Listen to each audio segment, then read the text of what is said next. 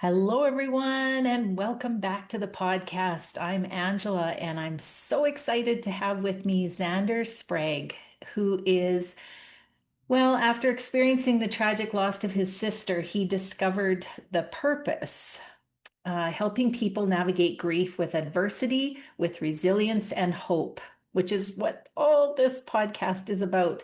His journey from heartbreak to healing has not only shaped his mission, but has also inspired countless others to take that first step toward building a better life.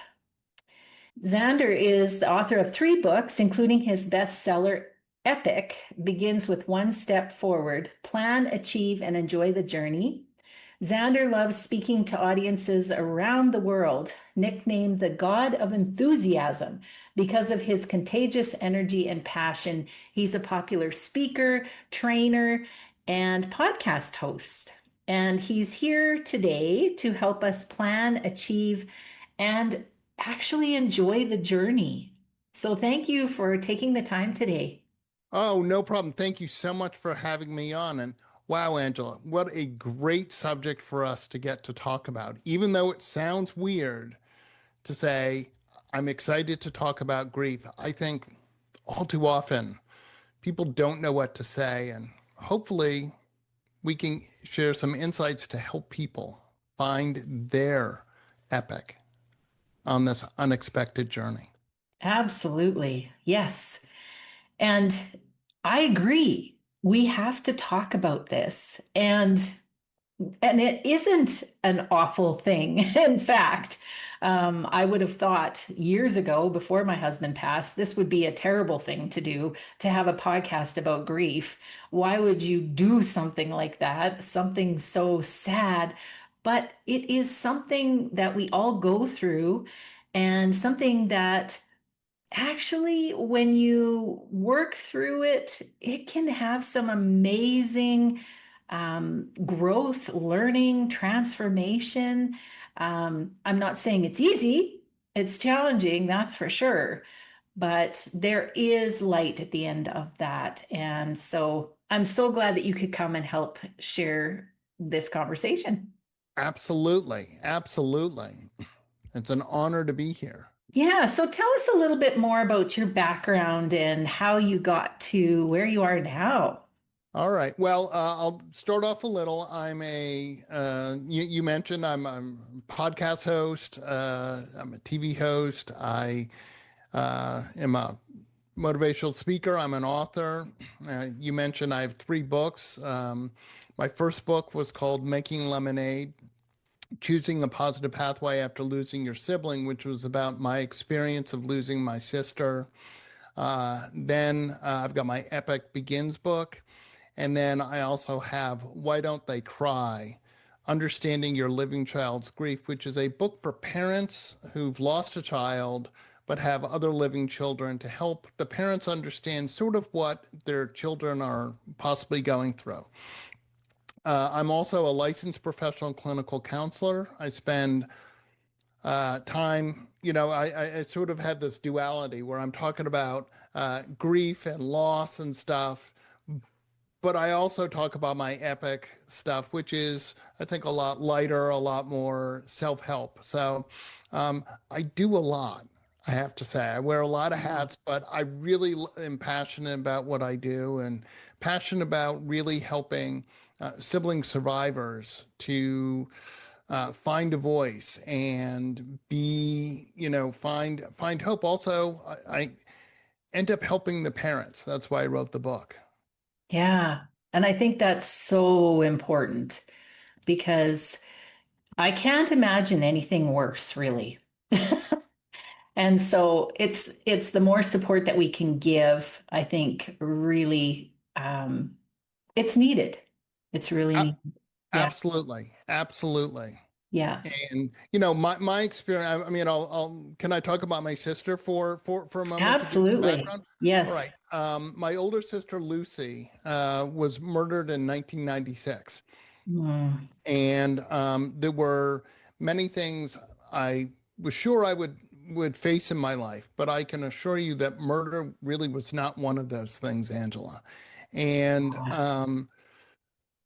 all of a sudden I found myself having to deal with this and trying to figure out how to help my parents, trying to figure out how this really important chapter just ended.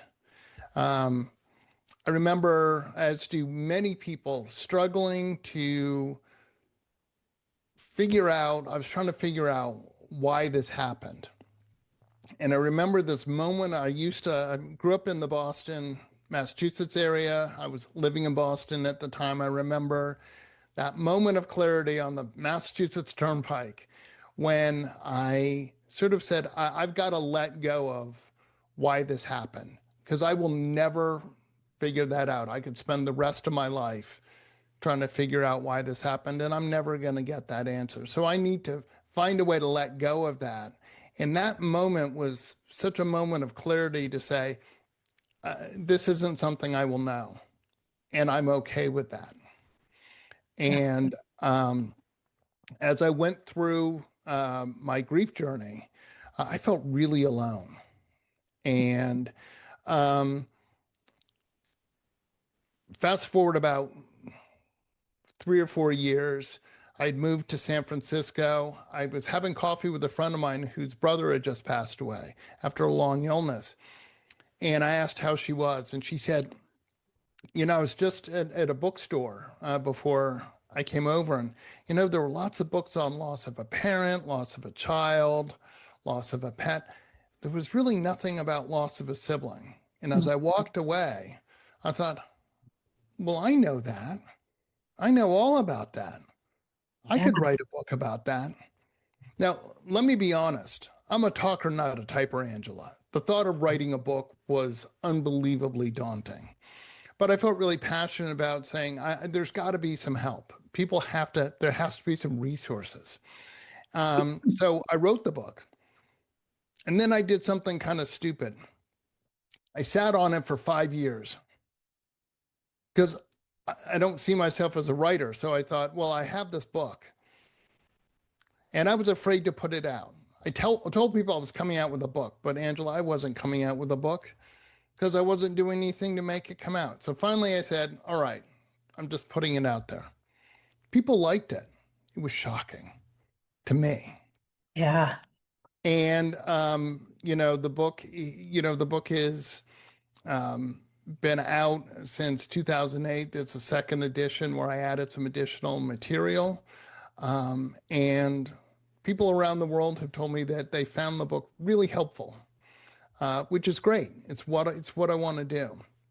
And that's sort of the loss of my sister. I sort of say I'm a little busier because I'm doing stuff in Lucy's memory. I need to do some additional stuff. And so my work with siblings and with families all comes from wanting to honor Lucy. Mm, that's so nice and beautiful.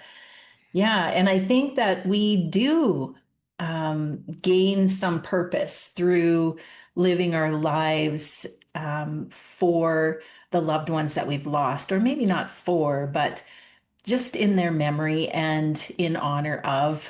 I think that that's a beautiful thing.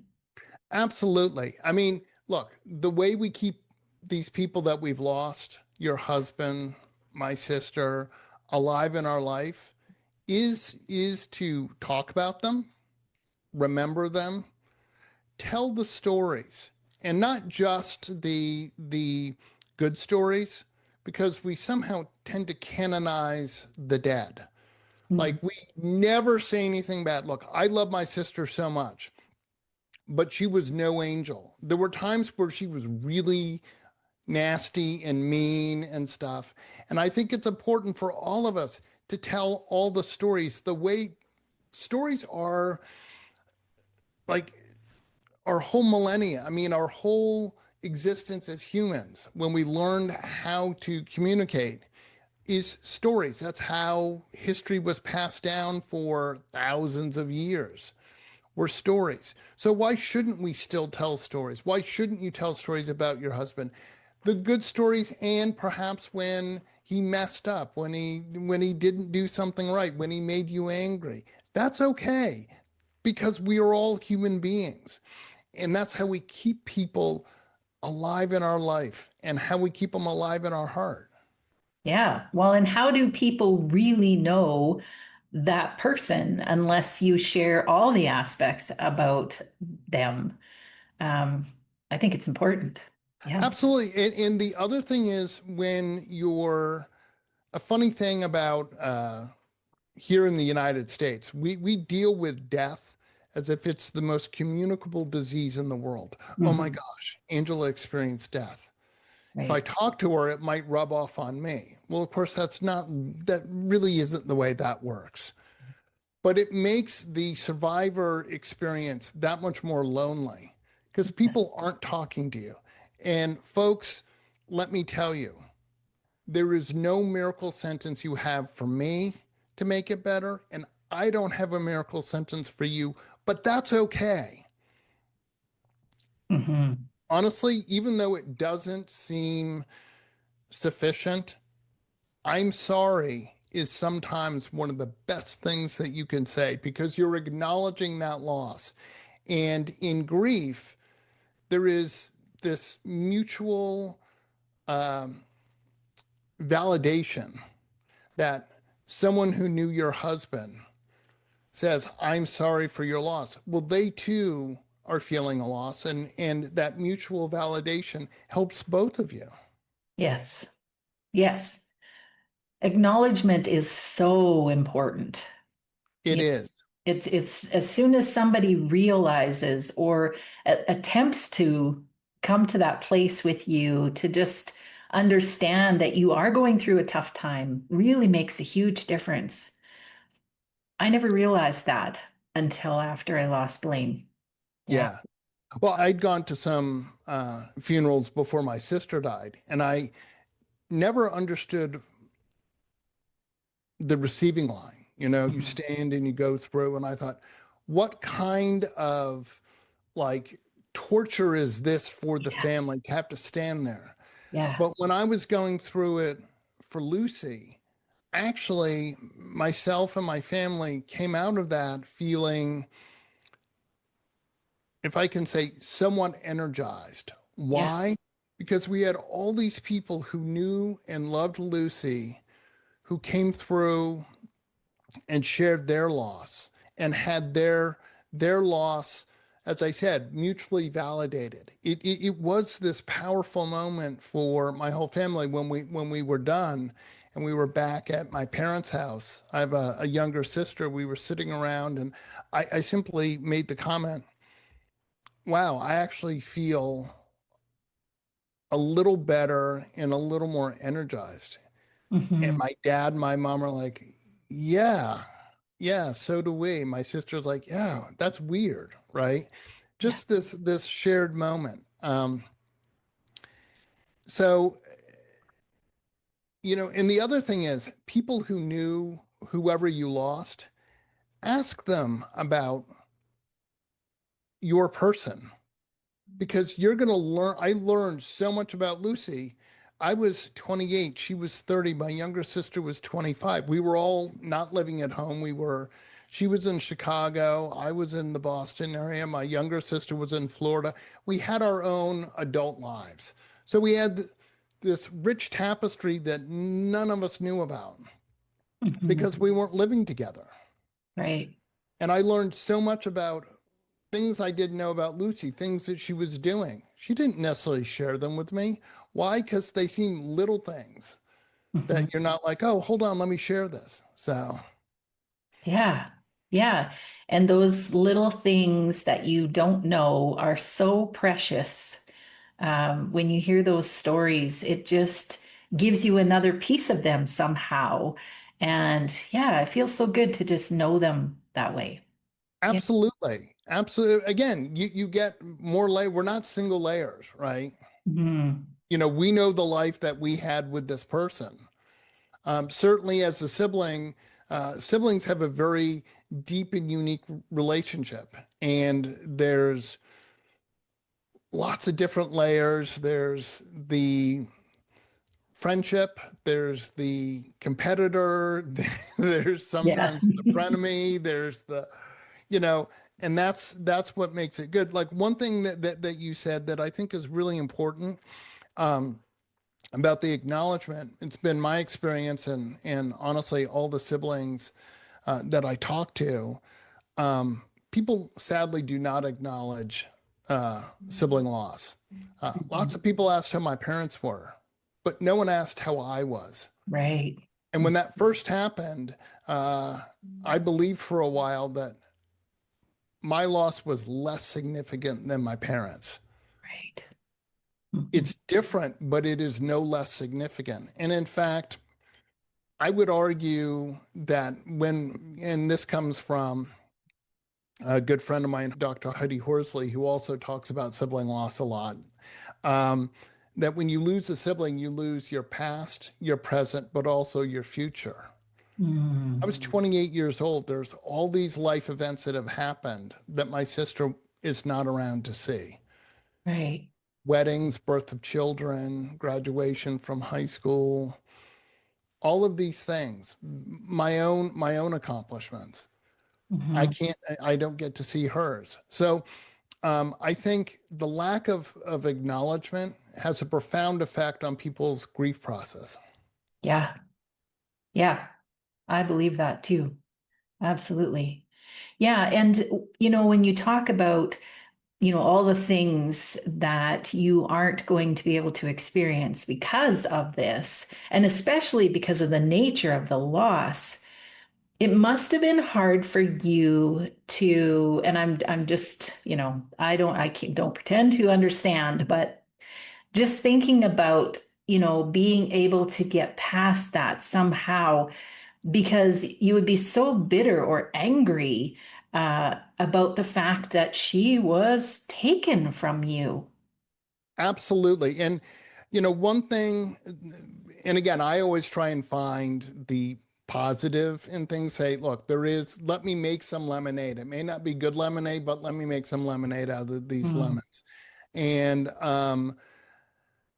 I can say my family was really fortunate that we did not have to go through a trial. The man who killed my sister hung himself in the Cook County prison 10 days after he killed my sister. oh, And we did not have to go through a trial, which had we gone through it, would have been unbelievably difficult for the whole family. yeah. But more importantly, probably would have been a fairly public trial. Because at the time, my father was a sitting district court judge in Massachusetts. So, and the man who killed my sister had spent 8 of the prior 10 years in Joliet prison, had a 4-page rap sheet. So, judge's daughter gets killed by ex-convict. Mm, Um, wow. makes some compelling kind of TV and Yes. media coverage. People were interested. There was a lot of media coverage when she was murdered, and so um, for me, when this man died, um, my sister died of strangulation. He died of strangulation. I guess for me, I'm like, all right, karmically, it's even. Mm, Um, Not that I wish anyone to die. I want to be clear, but I, I didn't have to sit with my parents and my sister and my parents to go through what would have been unbelievably hard. mm, Um, with my dad being a judge, I understood more than perhaps the average person, sometimes the vagaries of our judicial system. And there were many things I was scared, like what if there's not good representation? What if someone messes up? And it's just a long, tedious process that luckily my family didn't have to go through. right. And, I remember that every day I have a choice whether I want to talk about Lucy or not. And the days I choose not to, I have my reasons, but that doesn't, just because I choose today not to talk about it, doesn't mean I never want to talk about it. Mhm, And um, people are so afraid to say the wrong thing. right. But here's the thing: just because if you're having a tough day, Angela, Doesn't mean that you don't want to tomorrow talk about your husband.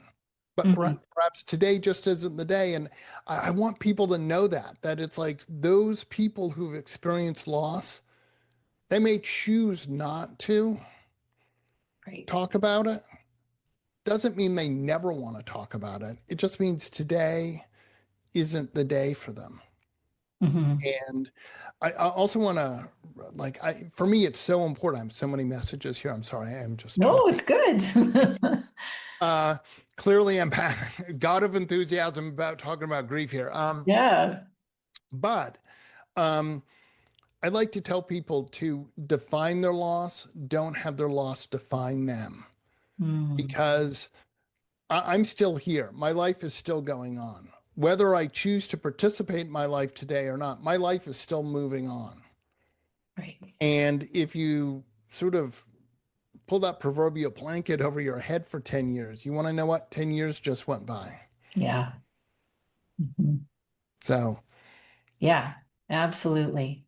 Yeah, it very much is a choice. And that does sound really harsh, because when you're in the throes of grief, it's like, well, what choice do I have, right? You don't feel like you have a choice, but it is a choice to wake up and to choose what you want to do with that day. And absolutely. yeah, And I like to encourage people to look. Lucy was 30 years old. She had a very vibrant life. I choose to celebrate the rainbow that was her life, not just the dot that marked the end. right. I've worked with lots of people doing grief counseling who are they're just focused on that dot at the end. And I'm like, but this person had this whole life that you were sharing with them. Like, why are you forgetting that? Yes, they died. I'm not forgetting that my sister's been dead for 29 years. That honestly, not a day goes by where I'm not aware of it. I just choose not to say that's the sole focus. Hmm. There's all these things that my sister, who she was, what she did, why shouldn't I celebrate that? Hmm. Feels a lot better than just going, she's dead. Yeah, she is. I can't change that. Yeah. Yeah, and that's the whole thing is where people get stuck is that we just can't change what happened, even though we want to. So We badly. can't. Yeah. And so it's like that conscious choice to say, okay, well, I can't change that. And so what am I going to do? And I love that people like yourself have been able to move into that space of recognizing that this particular person, this sister of yours, was an amazing human being and had these amazing qualities. And now you're taking those into your life and you're using those almost like a fuel to help you live your life now. It's a beautiful transformation. I absolutely love it. Yeah, no, it is. And another thing I want to share that I think is so important is on your grief journey, there are a couple of things. Um, Find your outlet for the expression of your grief. Mm. Meaning, some people want to paint, some people want to write, some people want to volunteer, some people want to perhaps uh, raise money through an athletic endeavor or something for their person. Um, but all of this is do do good things in your person's name and memory, because it feels so much better to do things externally to keep their name alive, keep them alive in your life, than just focus on the fact that they're dead. Now, again, people have a choice. Some people just can't get past the loss. Mhm. I know that you're also a grief coach. Um, Yeah. I grief coach. I've worked with people, and it's challenging to say okay, we're just stuck here, but Mhm. that does happen. We get stuck. Yeah. Go find help, find someone to talk to because talking can really help you unpack it. Funny thing about the human body, Angela, it is incredibly self-regulating. So we can push all that grief, all that sadness down, but it will come out at some point, and usually in a somewhat uncontrolled way. But if Yeah. we let it out a little at a time, kind of like a soda bottle that you know is fallen, and you open it up just a little to let some of let some of the carbonation out so it doesn't just spray everywhere. Your choice is spray everywhere in 6 months, a year, 5 years, 10 years. But I guarantee when that spray comes out, it's going to be overwhelming. Hmm. Yeah. Yeah. And that was one of the things I learned early on with my grief coach was that all of this time, even before my husband passed, I was pushing down a lot of emotion. And, I think because society really tells us that we're supposed to be strong and we shouldn't cry and all of that stuff, right? Yeah, And so I didn't want to cry. I didn't want to feel all of that. And so I hesitated to even go and see her because I knew that that first visit was going to be a lot of tears. I didn't know how it absolutely. could possibly be anything else. Yeah, And knew from experience that when I did let the emotion up, because I had pushed it down for so long, when it came up, it was overwhelming, uncontrollable. And I thought that was the way it always had to be. And then when I discovered that, oh, if I just allow this to come up when it's ready to come up and I don't keep pushing it down, I can actually have a little moment and it doesn't have to be a tsunami of emotion. absolutely. Yeah. Yeah. Yeah, absolutely. And getting to talk about like what you're angry about, Mhm. what you're sad about, what you're like, all of that is so important to help you process. I'll give an example. The day after my sister was killed, my dad and I flew from Boston to Chicago. We had to meet with the police. We had to go to Lucy's apartment to get essential, passport, license, stuff like that. We had to go to the morgue, and my dad and I had to identify her. We had to do some really tough stuff. Mm. Um, in the 2 years after that, my dad and I talked about that day at least 75 times Mhm. because we had to we took in so much information, but we just were not in a state to actually kind of process it. And I know, in talking with my dad, kind of years later after we'd gone through all of this and we were well on our way to um, finding the place in our life where Lucy's loss was, right? And not have it explode every time we pulled it out. Um, he said, it was the amount that he and I each took in and that sharing that repeatedly talking about the day and processing little pieces of information, things that were said that we just filed in but didn't have a moment to process was so helpful. I know it's helpful for me, and he said it was really helpful for him to both of us talk about the little things that we noticed that he noticed stuff I didn't notice, and stuff. And it was so important in talking to my mom and my sister and to Lucy's friends about this. So I don't know, cathartic for everyone to go, oh yes, I had this thought, or I remember this, or whatever. Mm.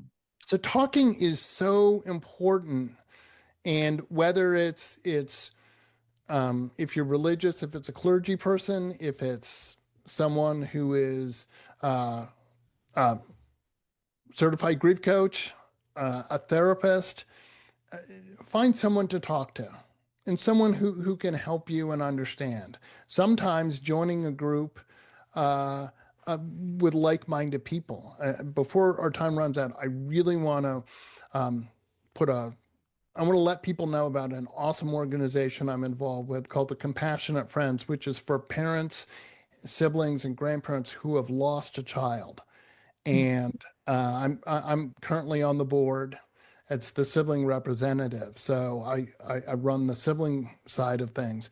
And it's so important for me to have these siblings. And the conversations I get to have are awesome because they understand. So I could just say, oh my God, my mother.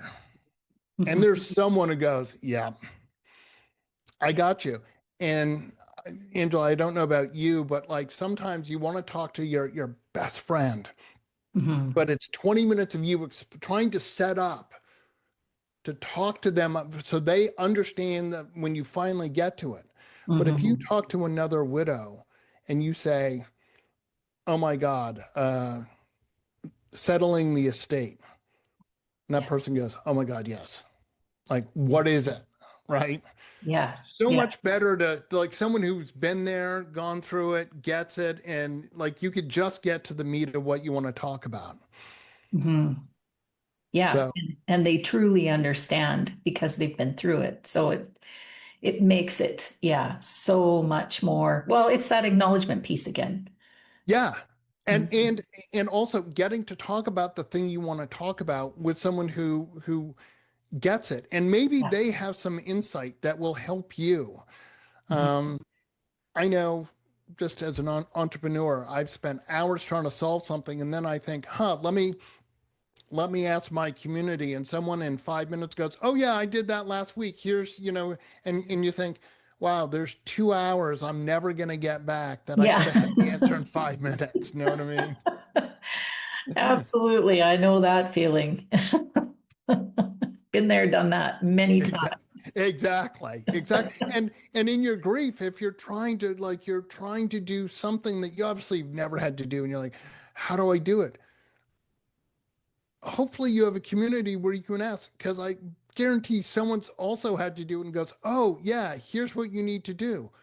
Yeah. Oh, or have you tried this? Something you never even thought of. And you're like, oh, wow, look at that. So much easier. Yeah, absolutely. Yeah, and we think that, we in our small minds sometimes we think that there is no answer, that we just have to plow through it. There, Hmm. nobody knows. Yeah. And surprisingly, a lot of people have been down this road and have things to share for sure. Yeah. I mean, people die every day, people have loss every single day. Yeah. Yeah. Yeah, absolutely. Okay, so tell us how people can find you. Ah, well, if you go to epicbegins.com, that will lead you right into all of my stuff. Okay. Easiest way to get you there. You can if you Google Zander Sprague, that's with a Z, and I'll spell my last name Sprague. And if you Google me, you'll find I'm on all the social media platforms: Facebook, Instagram, TikTok, YouTube. Uh, I've got podcasts. I've got the Epic Begins with One Step Forward podcast. Some of those are what I call epic unexpected. I'm talking about sibling loss and other life events that throw us for a loop. Yeah. Hmm. Yeah. That's amazing. And so people can find you there. And is there anything else that, we didn't get? I know there was lots we didn't get to touch on, but anything that you would like to share with the audience before we go? Absolutely. What I would like to remind people, no matter where you are in your grief journey, there's two things. One, it's a compassionate friend says, you need not walk alone. You are not alone. There are people who are there to help you.